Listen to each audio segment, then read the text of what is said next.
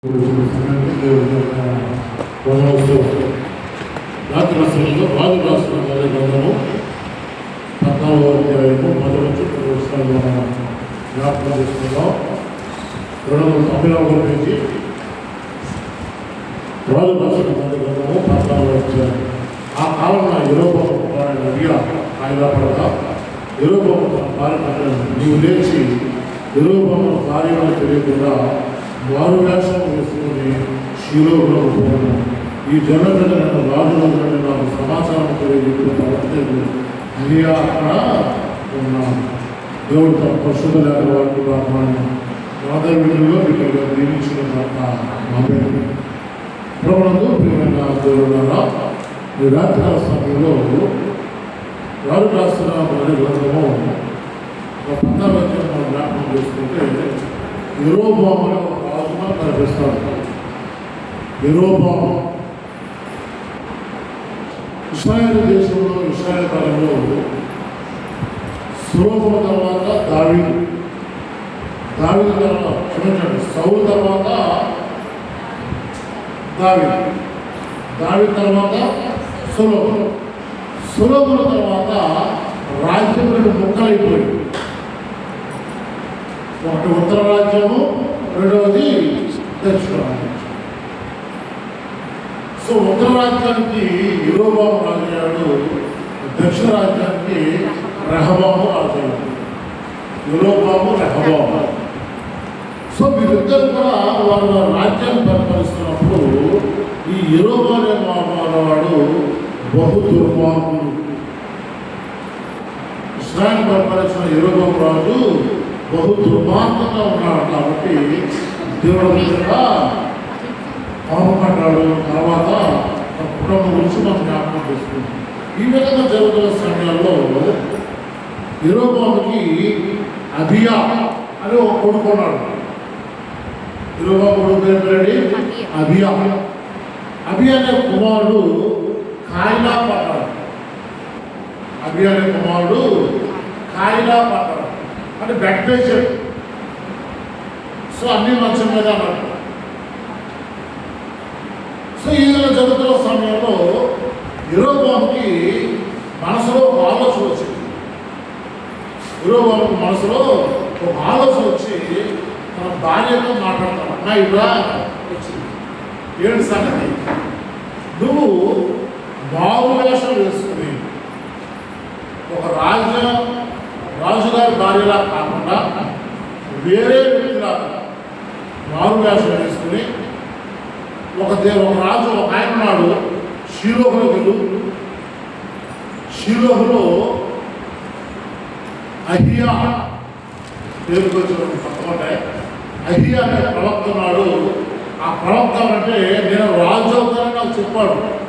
ఆ ప్రవక్త మాట ద్వారా రాజు అయ్యాను. సో ఆయన దగ్గరికి వెళ్ళి మళ్ళీ మాట్లాడుతున్నాడు. ఈ జనుల మీద రాజు ఒక సమాచారం తెలియజేసిన ప్రవక్త అహియా అక్కడ ఉన్నాడు.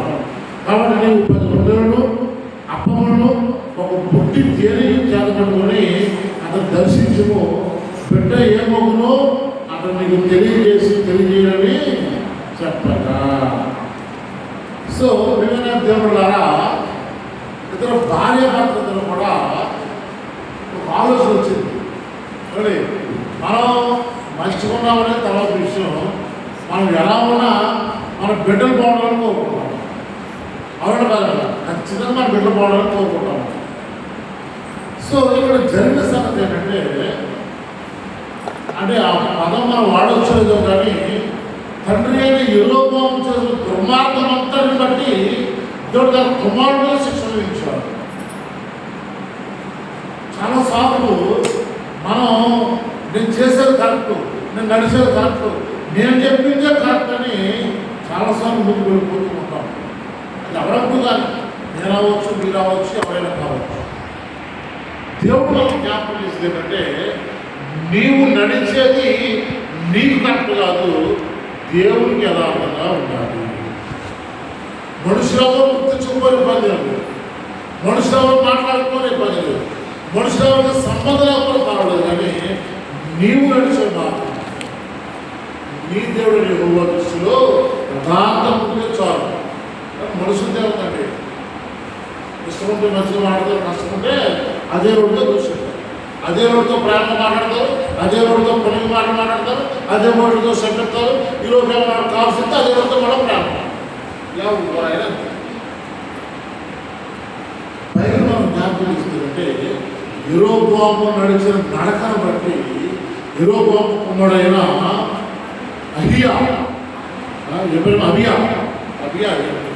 అబియా కాయపడ్డాడు, బ్లడ్ ప్రెషర్ అయిపోయింది. సో అక్కడ అహియాని ఒక ప్రవక్త ఉన్నాడు, ఆయన దగ్గరికి వెళ్ళు, ఆయన ఏం చెప్తే చదువు. సో రాజుగారు వెళ్ళొచ్చుగా, రాజుగారు రథం మీద దర్జాగా వెళ్ళొచ్చుగా. మనసు సరిపోవడం, మనస్సాక్షి గర్తిస్తుంది. ఎవరైనా గమనించండి, ఒక మనిషి మీద మనం ఉన్నప్పుడైనా లేనప్పుడైనా ఏదైనా ఒక మాట చెప్తే ఇవాళ రేపు ఎల్లుండ ఏదో రోజు బయటకు వచ్చారు, ఎవరైనా కలగరా ఖచ్చితంగా బయటకు వచ్చారు. ఒకరోజు ఆలస్యం అవ్వచ్చు, అంతకుమించి ఏం కాదు. అప్పుడు ఏం జరుగుతుంది అంటే మనము ఆ మనిషిని తిట్టిన సంగతి ఆ మనిషిని తెలిసిందన్నప్పుడు మనము ఆ మనిషి అక్కడ చూడగలుగుతామా? చూడలేము, గర్తిస్తుంటాం. మనం చేసిన తప్పు మన మనస్సాక్షి మనకు తెలియజేస్తాడు. కాబట్టి మనం ధైర్యంగా మాట్లాడలేము, ధైర్యంగా చూడలేము, ధైర్యంగా ముఖాముఖిగా తరగతి పక్కకెళ్ళిపోతుంటాం. మనస్సాక్షి గర్తించమంటారు దాన్నే. నువ్వు మాట్లాడిన మాట మధ్యలో చెడైనా ఎవరి గురించి ఎంత మాట్లాడవో వాళ్ళకు నువ్వు మాట్లాడే సంగతి వాళ్ళకి తెలిసిన సంగతి నీకు తెలిసినప్పుడు ఇబ్బందిగా పరిస్థితులు అవి అబియా యెరొబోము చేస్తాడు. దేవుడు తిరుగుబాటు చేస్తాడు, దేవుడు ప్రజలను బాగు చేశాడు. ప్రవక్తల్ని ముందు చాలా చదువుతుంది, అదంతా ప్రవక్త. కానీ సుడు భార్య పిలిపించి మారువేషం వేస్తుంది. అంటే రాణి కాబట్టి బంగారం, వజ్రాలు, వైద్యాలు ఎన్ని ఉంటాయి, అక్కడ అవన్నీ తీసేది. చక్కగా మాట్లాడుతుంటే నీవు లేచి యెరొబోము భార్యని తెలియబడకుండా మారు వేషం వేసుకొని, సో నువ్వు రాజుగారి భార్య కాకుండా మామూలు ఒక సాధారణ స్త్రీగా, అంటే అలంకారంతో తీసేస్తే సాధారణ స్త్రీ అంటే మేకప్ ఉంటే ఉలా ఉంటారు, మేకప్ లేకపోతే ఉలా ఉంటారు. రాజుగారే చెప్పాము నేనే. సో మారు వేషం వేసుకుని వెళ్ళాడు కాబట్టి ఆవిడ బయలుదేరి చూడాలి. యెరొబోము భార్య ఆ ప్రకారం లేచి షిలోహులోకి పోయి అహియా ఇంటికి వచ్చింది. అహియా వృద్ధాప్యం చేత కళ్ళు కానరానివాడై ఉండెను. సో ఎవరైతే షిలోహులో దేవుని యొక్క ప్రవక్త అహియా ఉన్నాడో, అహియా బహువయసు పెద్దవాడైపోయాడు, కళ్ళు కనిపించట్లే, మాట వినపడుతుంది కానీ కళ్ళు కనిపించినంతగా వృద్ధాప్యం ఉంటే దేవుడు చూడాలి మరి మాట్లాడతాను చూడండి. 5వ అంతటి యెహోవా అబియాతో సరిసగా యెరొబోము కుమారుడు కాయలాగా ఉన్నాడు కనుక అతని కూర్చి నీ చేత విచారించగా యెరొబోము వచ్చినది.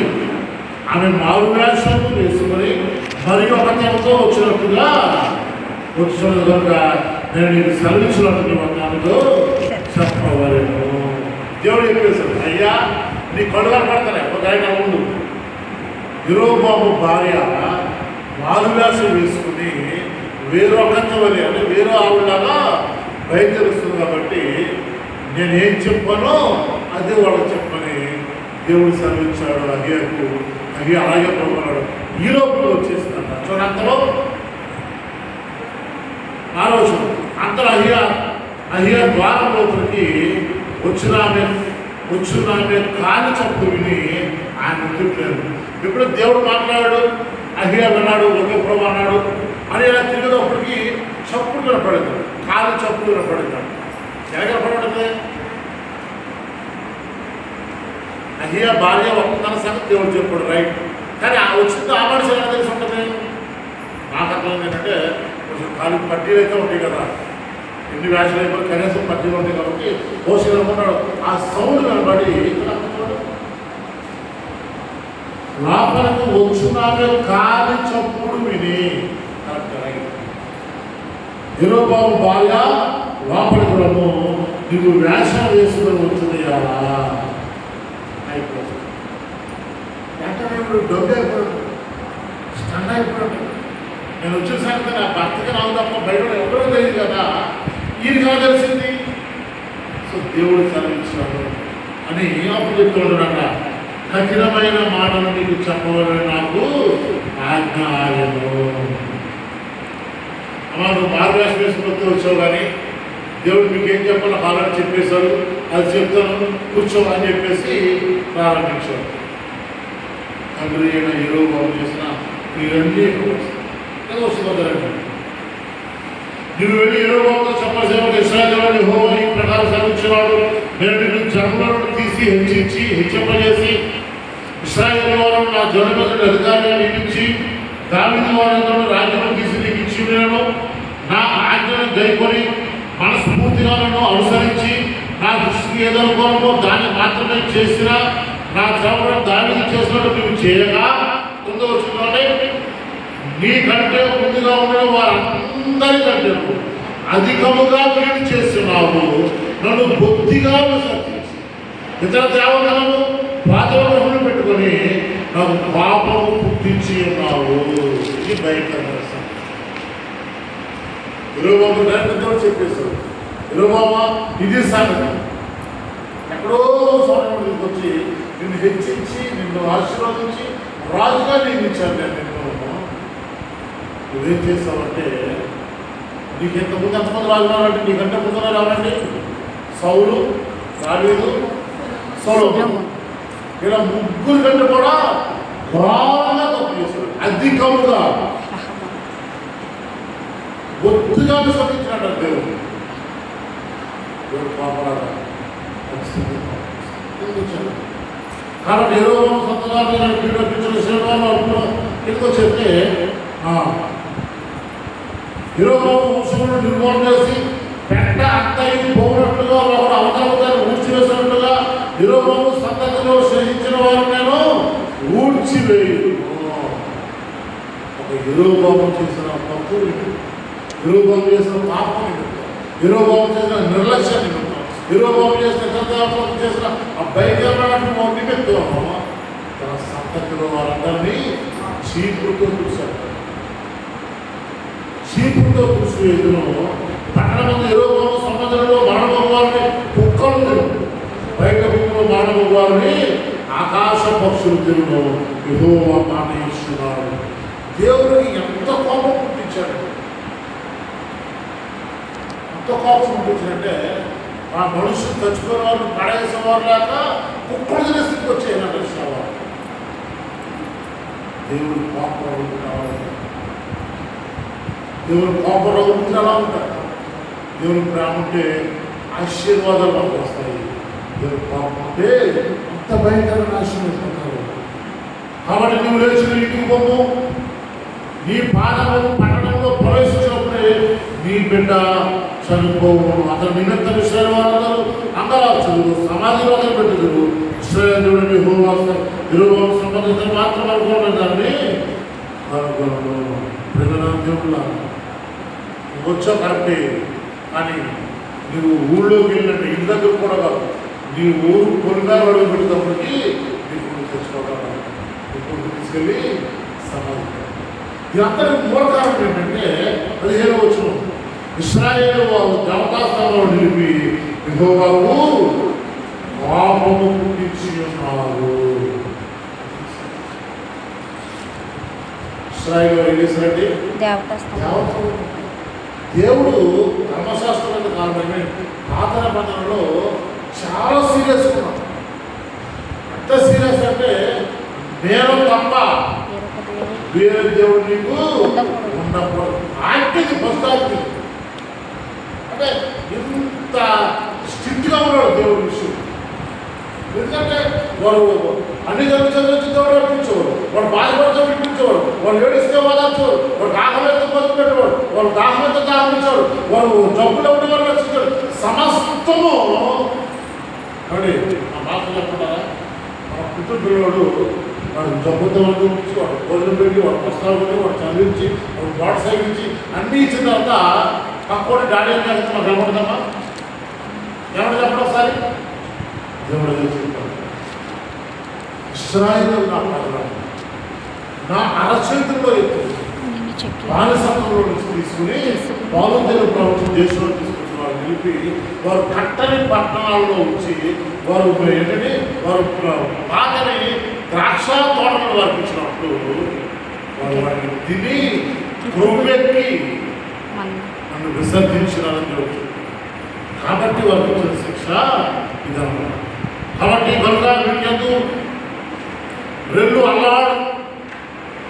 అల్లలాడునట్టు యెహోవా ఇశ్రాయేలు వారిని మొత్తి ఒకడు వేరుని పెళ్ళగించినట్టు వారి పుత్రులకు ఇచ్చిన ఈ మంచి దేశంలో వారిని పెళ్ళగించి వారిని యోప్రటీస్ నది అవతలకు చెదరగొట్టుకున్నాను. ప్రేమరాంతిపడ్డారా, ఈ విధంగా యెరొబోము చేసిన పాపం నిమిత్తం తన కొడుకు చనిపోయాడు, ఇశ్రాయేలు ప్రజలందరూ కూడా నాశనం అయిపోయారు. 17వ వచనం, యెరొబోము భార్య లేచిపోయి తిర్సా పట్టణంలోకి వచ్చాడు. ఆయన లోకిటి ద్వారము గడప యుద్ధకు రాగానే ఆ చిన్నవాడు చనిపోయాడు. జనులందరూ సమాధిలో పెట్టి యెహోవా తన సేవకుడు ప్రవక్త అహీయా ద్వారా శ్రమించిన ప్రకారంగా ఇశ్రాయేలు వారందరూ అతని వరకు అంగలార్చారు.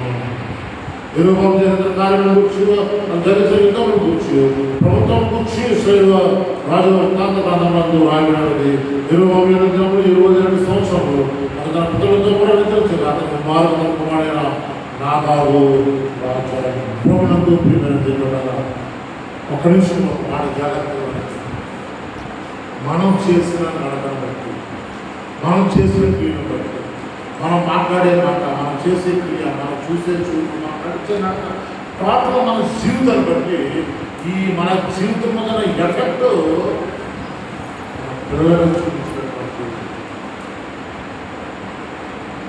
నువ్వు మంచిగా ఉంటే మంచిగా, నువ్వు చెడ్డగా ఉంటే చెడ్డగా, అది దేవుని దృష్టిలో మాత్రమే మంచి, మనుషుల గురించి కాదు. యెరొబోము చేసిన కార్యాలను గురించి ఏమైపోయినట్టే కాయిలా పడి మరించారు, తిరిగి లేవలే, మంచమైన సమాజం రాత్రి సమయం జ్ఞాపకం చేసేటువంటి ప్రియమైన దేవుడా, తల్లిదండ్రులుగా మన బిడ్డలు ఉన్నారు.